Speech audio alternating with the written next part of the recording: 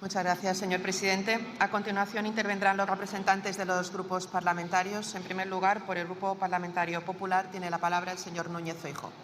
Cuando quiera.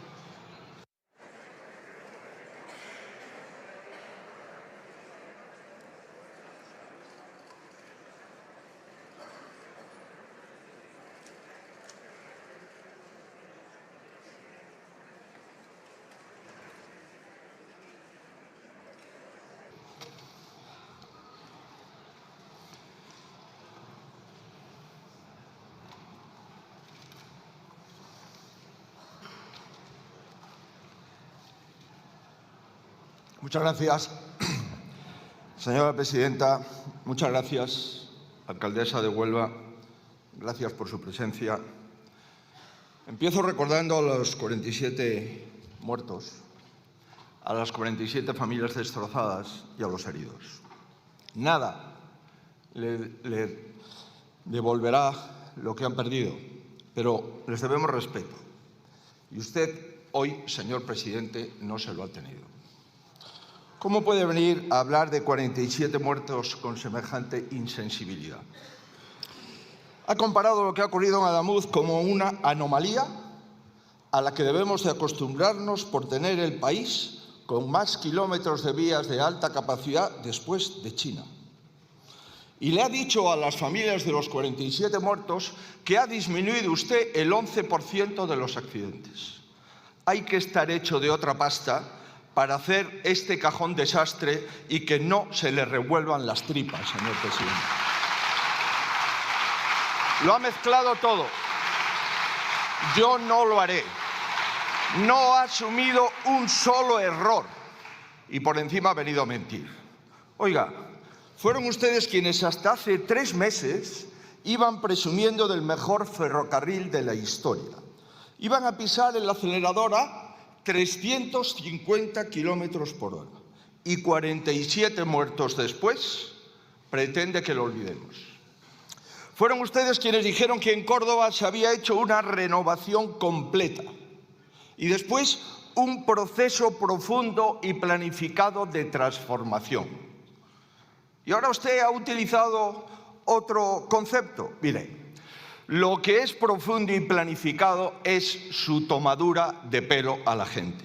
Yo ya sé que pedirle sinceridad a usted es como esperar educación del señor Puente, pero ¿no se da cuenta de que ya nadie le cree una palabra?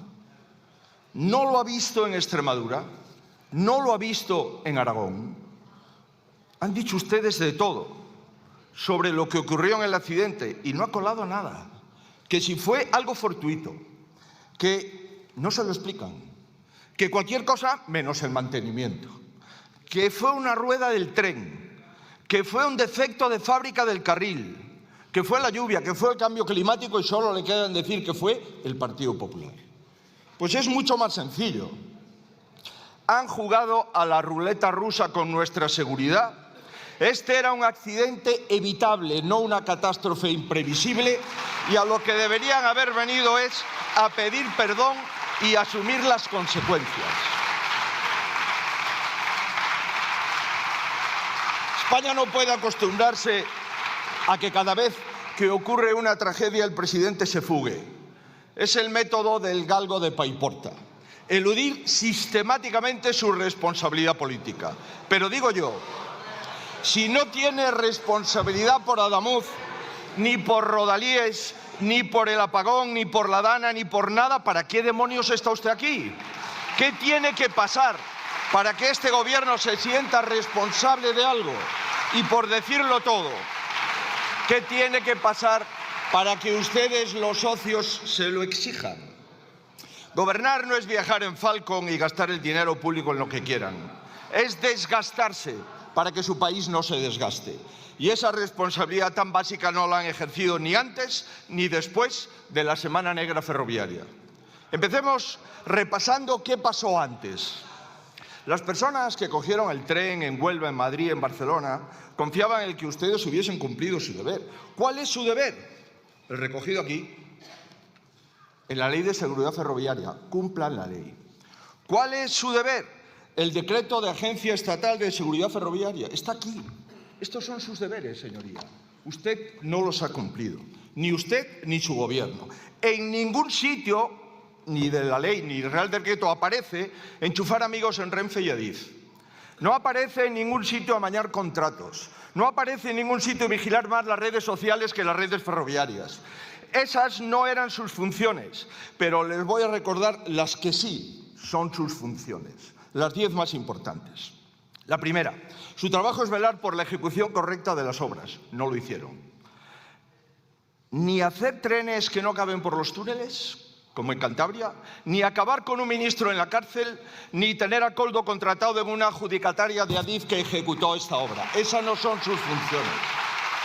Su trabajo, en segundo lugar, era limitar las incidencias, pero mire, constantes, 500.000 de incidencias en la semana de la catástrofe.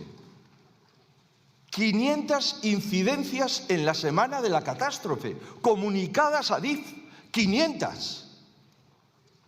Su trabajo era reducir los descarrilamientos y se duplicaron. Pero, señoría, ¿de qué me habla usted de que se han disminuido los accidentes? Número de descarrilamientos en el 17-12, en el 23-25, en el 24-22. Su trabajo, por cierto, hace 5 días que finalizó la obligación de presentar una auditoría general como le obliga la Ley de Movilidad Sostenible. Y seguimos esperando. Ha vuelto a incumplir la ley en materia ferroviaria, en materia de seguridad. Cuarto lugar, su trabajo era hacer un verdadero análisis de riesgos antes de liberalizar el tráfico ferroviario. Sí, el que le obliga la ley. Quinto lugar, su trabajo era adecuar la conservación a una modificación tan significativa. Pero fíjese, mire, este es el incremento del tráfico entre el año 2024 y el año 2021. 85%. Y esta es la verdadera cuenta, señoría, que es la evolución del gasto por trenes kilómetro.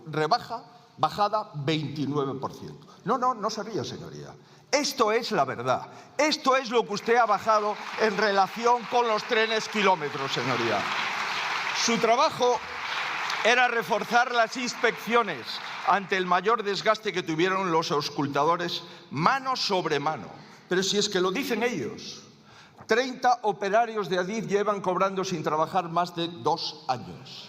Los auscultadores de la vía, 22, sin trabajar más de 2 años. Su trabajo era aprovechar los mejores ingresos con la liberalización más 600 millones y dedicarlos a mantenimiento. ¿Pero para qué? Mejor dedicarlo a otra cosa.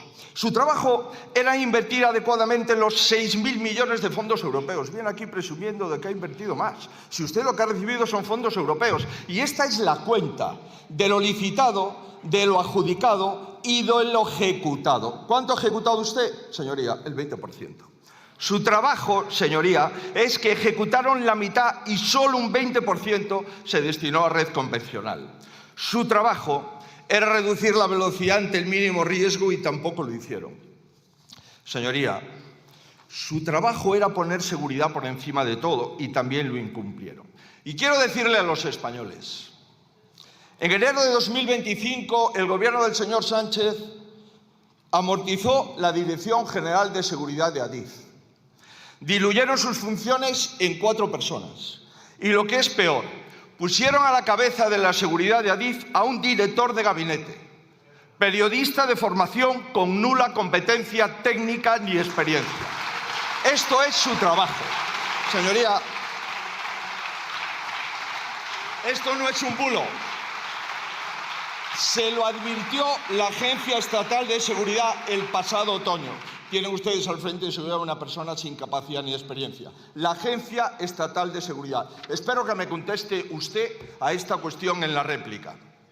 ¿Le ha contado el año pasado el señor Puente que no se celebró ni una sola sesión del Comité General de Seguridad de Adif? Ni una en el año 25, pese a que es preceptivo.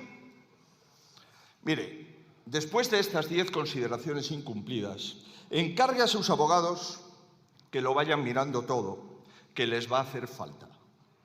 Su negligencia fue continuada y tuvo resultado de muerte. Su gobierno se sentará en el banquillo también por esto. Donde no deberían seguir sentados en sus escaños es el ministro de Transportes y usted.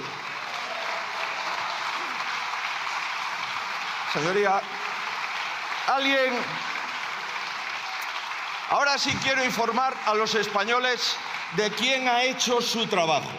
Su trabajo lo han hecho los maquinistas, su trabajo lo han hecho los usuarios, su trabajo lo ha hecho mi partido y su trabajo lo han hecho 8 instituciones distintas.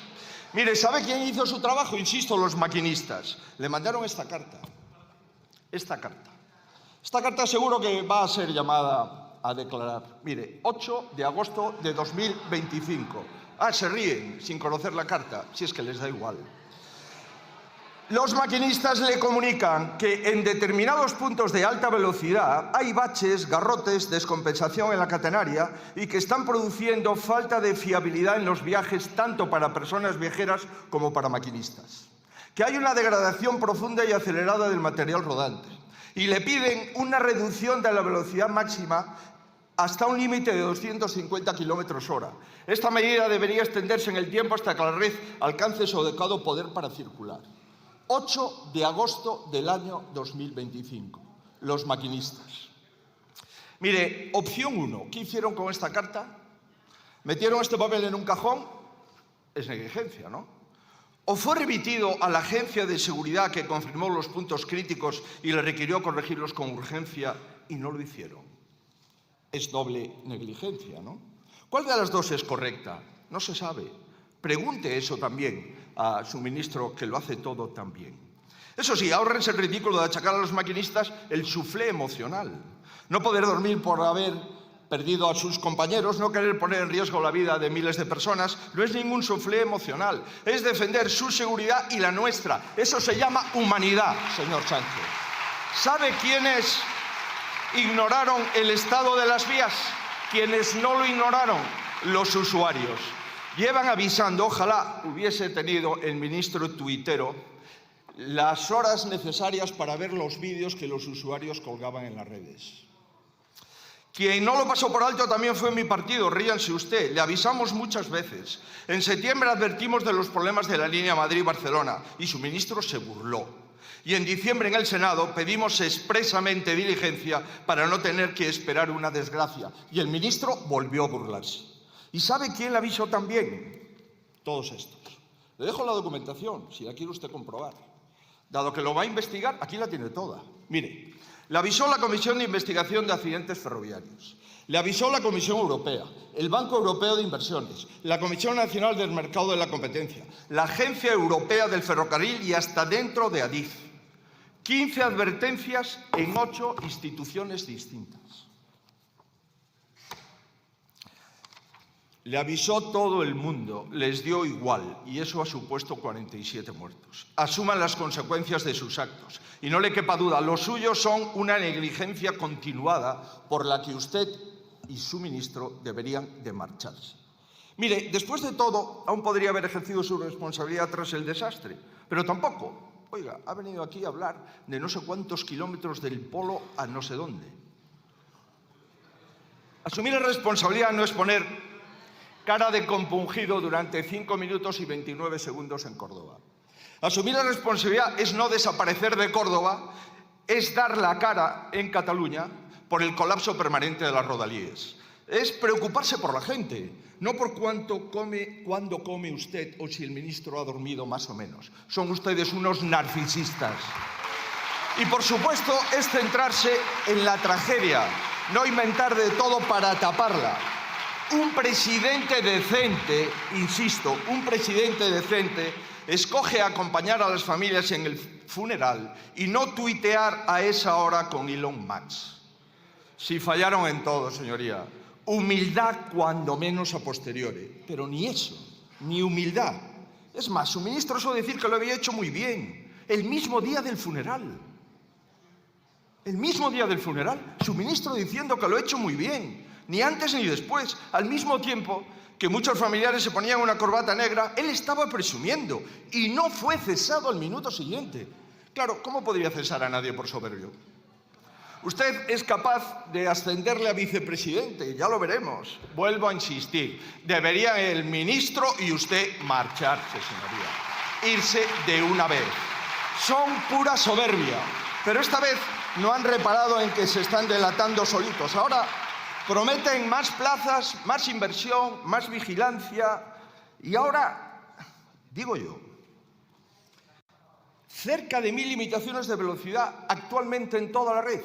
1000 limitaciones de velocidad actualmente en toda la red. O sea, antes de 47 muertos no. Y después de 47 muertos sí. Pues no hay muchas más preguntas, señoría. Mire, de verdad, decir que tenemos el mejor sistema de alta velocidad y en este momento tener 1000 limitaciones en las redes del AVE y no tener AVE, porque la limitación de velocidad son 250 kilómetros y eso es velocidad alta y no alta velocidad, es un sarcasmo. Señorías, siempre es lo mismo, el apagón. Es que usted estaba aquí y le estaba viendo desde mi escaño. Vino compungidamente a decir que nos enteraríamos de las causas del apagón. Exactamente igual el mismo manual para los accidentes del AVE. No han hecho ninguna información, ninguna declaración. No nos han aclarado las causas del apagón. Acabará la legislatura y no habrá aclarado usted por qué han muerto 47 personas. Es igual, las pulseras antimaltrato no fallan, pero las cambian. Las vías no tenían ningún problema, pero ahora hay que bajar la velocidad en 1000 puntos de la vía. Esto es el verdadero problema. No son pequeños fallos técnicos. España está en fallo multiorgánico. Todo lo que depende de ustedes funciona peor. Recauda como si fuese el presidente de un país nórdico, pero presta servicios y calidad democrática como un país tercermundista. Es que es indignante. La gente paga más impuestos que nunca, sigue emitiendo deuda, tiene a disposición la mayor inyección de fondos europeos. ¿Dónde narices han metido nuestro dinero? Esto es lo que se está preguntando. Parece que Zapatero nos puede dar alguna pista de dónde han metido nuestro dinero. Aquí, señoría, en las comisiones de los rescates de la SEPI han metido nuestro dinero. Esto es realmente lo que ustedes hablan, hombre, por favor. Mire, le vuelvo a reiterar. Mordidas, estar sin presupuesto, contratar amigos en vez de a técnicos, vigilar más las redes sociales que las vías férreas, a lo mejor ha tenido algo que ver con esto, ¿no? Su primer ministro de Transportes en la cárcel y el último luego estamos pagando para que nos insulte. Igual por eso pasa lo que pasa. Es simple. A más Jessicas, menos técnicos. A más mordidas, menos dinero para mantenimiento. Y a más horas de Twitter, menos horas trabajando. Por cierto, a quien debe de controlar las redes es a su ministro de Transportes, no al resto de los adultos españoles, señorías. Mire, señorías, hablemos claro. No seamos cínicos. ¿Qué estarían diciendo si esto hubiese ocurrido con un presidente del Partido Popular? No sean cínicos. Señores de Compromís, no pido que convoquen manifestaciones contra el PSOE, no son ustedes tan valientes. Pero, hombre, también en Adamuz tengo yo más competencias que el señor Sánchez. Señores de Podemos, bajarán muy enfadados, pero es que ya no les sirve de nada seguir apoyando al gobierno. A quien están reemplazando los españoles es a ustedes. Señora Díaz, comprendo que no tiene que ser fácil convertirse en el juguete roto del PSOE, pero hágame caso, en esta vida hay que tener un poco de dignidad. Señores de Bildu, a ver si hoy no pontifican. Sé que les molesta que se lo recuerde, pero de las víctimas que ustedes tienen que hablar primero es de las que mataron apretando el gatillo o impulsando un detonador. Señores del PNV, allá ustedes, allá ustedes. Señores de Esquerra, la nueva esperanza de la izquierda de España. Señor Rufián, enhorabuena. Yo tampoco voy a ahorgar en su proyecto españolista porque igual dura menos que la República Catalana, pero allá usted. Señores de Junts, supongo que ustedes también bajarán muy reivindicativos. Estoy deseando escuchar lo que ustedes le van a explicar a los catalanes, que la culpa de este desastre es del gobierno que ustedes invistieron y que ustedes apoyan. En fin, la gente quiere saber cómo se podrá resolver esta decadencia y yo quiero decírselo brevemente para terminar. Primero, saber en lo que se ha gastado los miles y miles y miles de millones de euros que ustedes han recaudado con los impuestos de los españoles. Segundo, una auditoría real, y digo real, de las vías férreas de nuestro país. Y desde luego no puede hacerla el que sustituyó a Ábalos y no vio nada. Tercero, habrá una gran agencia de seguridad de transportes que incorpore las actuales agencias de seguridad aérea y seguridad ferroviaria y que será verdaderamente independiente, con presupuesto propio y con capacidad sancionadora. Hay que sacar las manos inexpertas de sus amigos de la seguridad de los españoles y también lo haremos. Cuarto, habrá una planificación acorde a la situación. Esto no va de una actuación puntual, pero si están gastando ustedes más que nunca, si tienen menos accidentes que nunca, si esto va mejor que nunca, ahora resulta que tienen que invertir 1.800 millones más que nunca. Por favor, señorías, habrá un presupuesto extraordinario que ponga a la red en condiciones de seguir con la máxima seguridad en los próximos 20 años. Y 5, mi gobierno indemnizará a los usuarios como le corresponde, como aprobamos en este Congreso. Es el último ejemplo de su bajeza. Le sigue cobrando el billete a la gente a precio de AVE y la indemniza como si fuesen en un tren de segunda. Evidentemente, yo no voy a hablar de nada más. Sé que usted ha venido a este mundo a cosas muy importantes. Quizás le suene. Marte puede esperar. La seguridad de los españoles no. Por respeto a las familias y en memoria de las víctimas, yo lo dejo aquí. Ahora sí, quiero decirle, la amenaza que más inquieta a nuestros compatriotas es usted.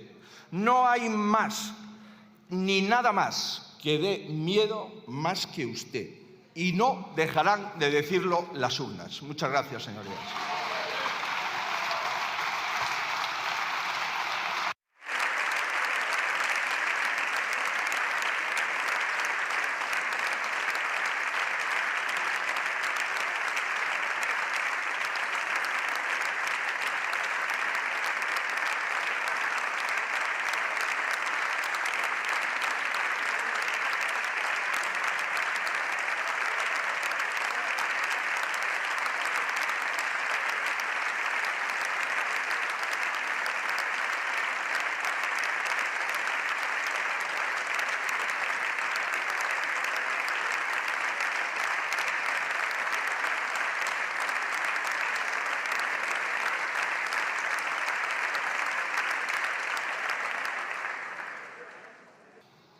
Muchas gracias, señor Núñez Feijóo. Por el Grupo Parlamentario Vox tiene la palabra el señor Abascal Conde.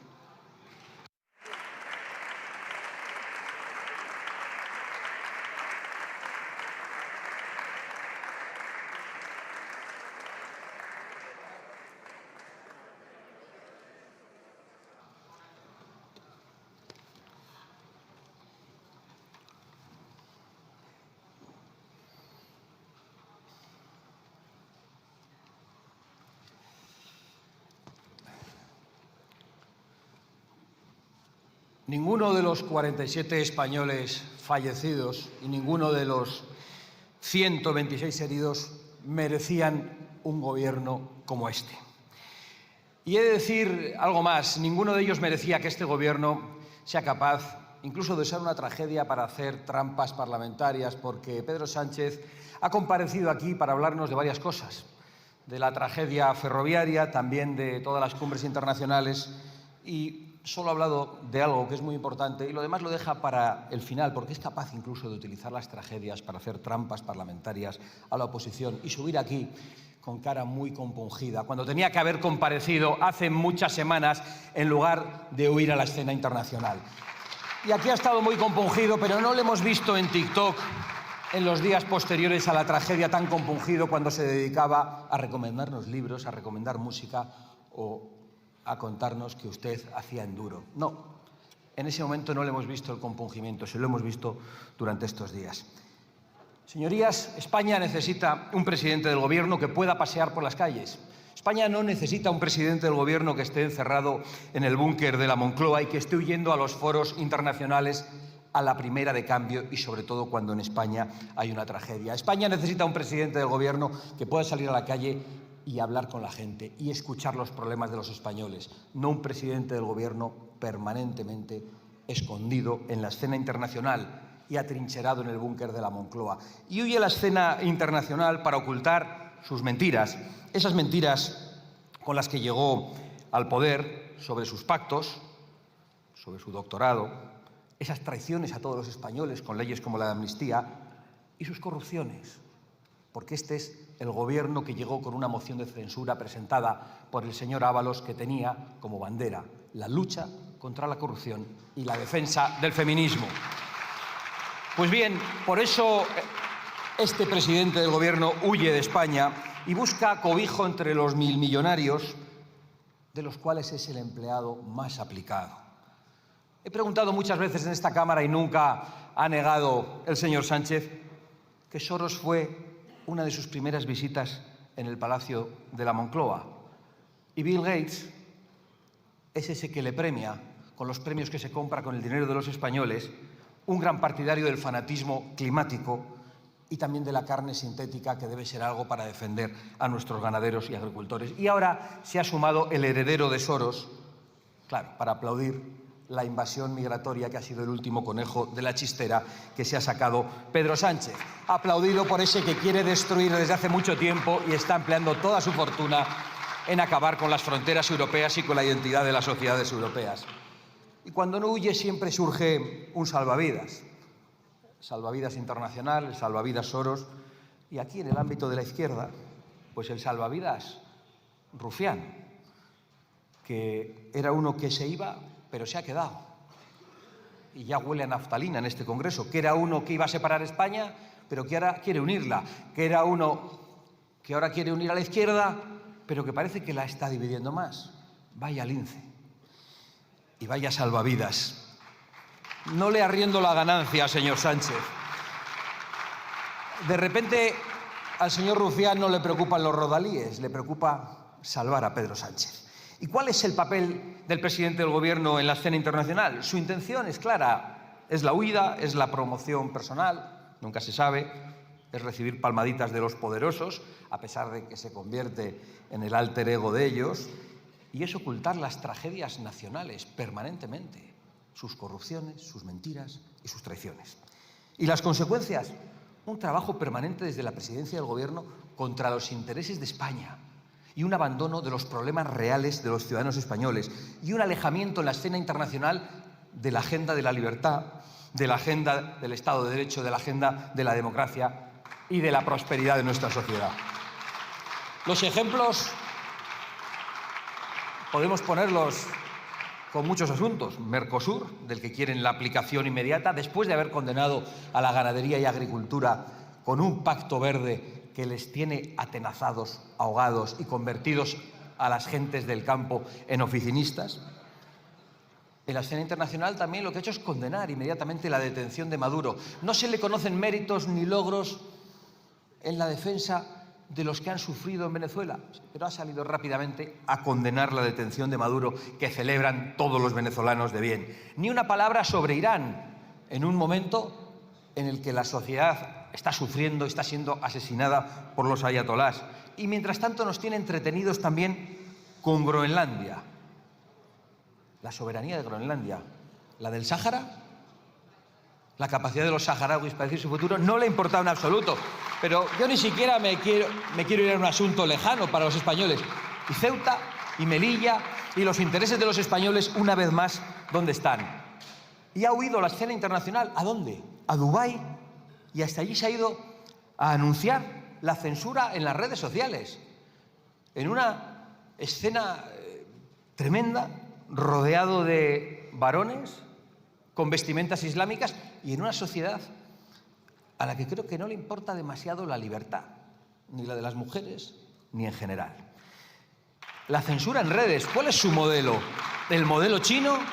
¿El modelo brasileño que ha prohibido alguna red social? ¿El cubano? ¿El iraní?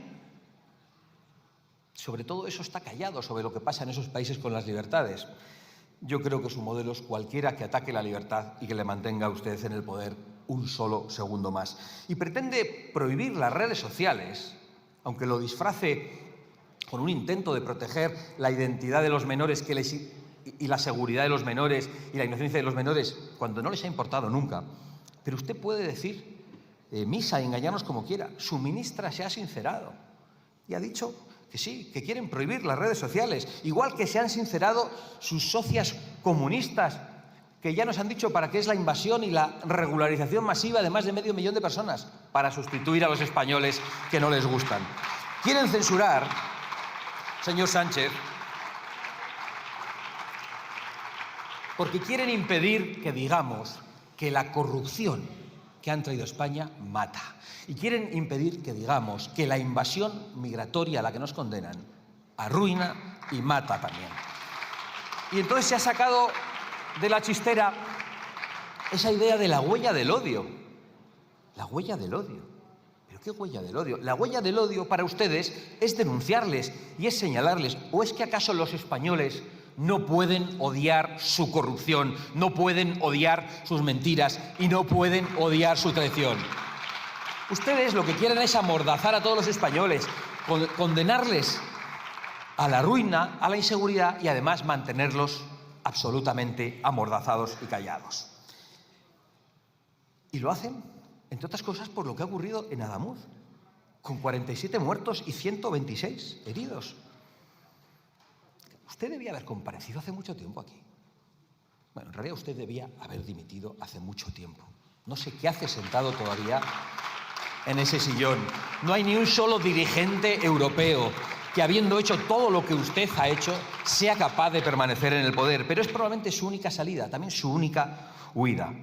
Cada 2 años con este gobierno se baten 2 récords simultáneamente. El de recaudación fiscal. Lo saben todos los españoles que nos están oyendo, que no llegan a final de mes. Todos los autónomos que no pueden llegar ni siquiera al trimestre entregando el IVA porque lo han tenido que gastar antes.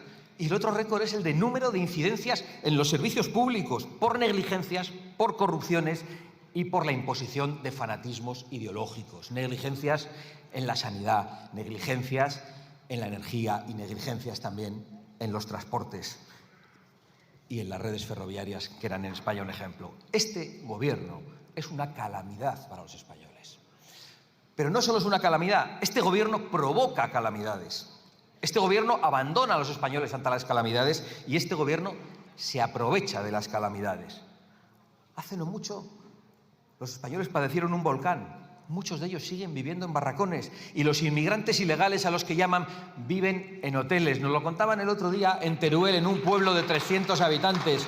Un hombre que tiene el hotel en estos momentos no ocupado y le llamó a una de esas asociaciones que ustedes financian para meter en ese pueblo 30 personas que han entrado ilegalmente a España durante un año con pensión completa y con calefacción e aire acondicionado. Eso que ya muchos españoles no pueden ni encender porque cuesta pagar la energía con sus políticas. ¿Qué hicieron en la pandemia? Mientras encerraban a los españoles y les condenaban a la ruina porque no podían abrir sus negocios, ustedes estaban con sus corrupciones, aprovechándose de la venta de las mascarillas y con sus fiestas en los paradores. ¿Qué hicieron con el apagón histórico que no se ha producido en España nunca y que se ha producido bajo su gobierno precisamente? Y no han dado ninguna explicación, igual que jamás van a dar una explicación de lo que ha ocurrido en Adamuz. ¿Qué hicieron? Nada. Estamos aquí sin saber qué pasó, sin que nos digan qué pasó. Lo sabemos todos, que andaban ustedes jugando con la maquinita diciendo que éramos los campeones de las energías renovables y queriéndose cargar el resto de energías. Y con la DANA, pues muy fácil, negar las obras y las infraestructuras que habrían impedido esas inundaciones o las habrían paliado, y ustedes son los responsables, y después premiaron a una señora en la Comisión Europea, la señora Teresa Rivera. Retrasar la ayuda y diciendo aquello tan asqueroso, que si quieren ayuda que la pidan.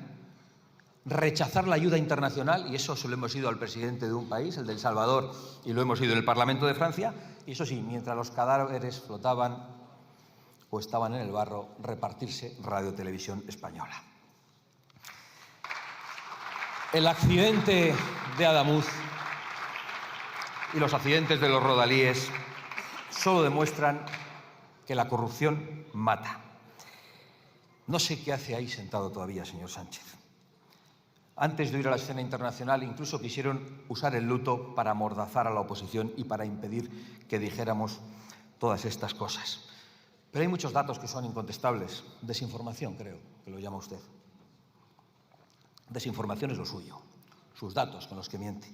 Resulta que la comisión que investiga los accidentes ferroviarios recibió 41 denuncias por accidentes en el 18 y 98 en el 2024. Con usted se han multiplicado por 2 los accidentes ferroviarios en España.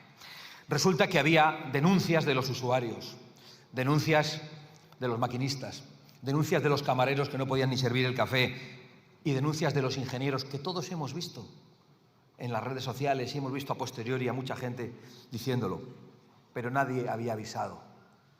Fijaros si se han autoinculpado ustedes que inmediatamente después del accidente y cuando teníamos al ministro queriendo poner los trenes a 400 por hora, los bajan a 150 kilómetros por hora, en una autoinculpación clarísima de que habían desoído todas las advertencias.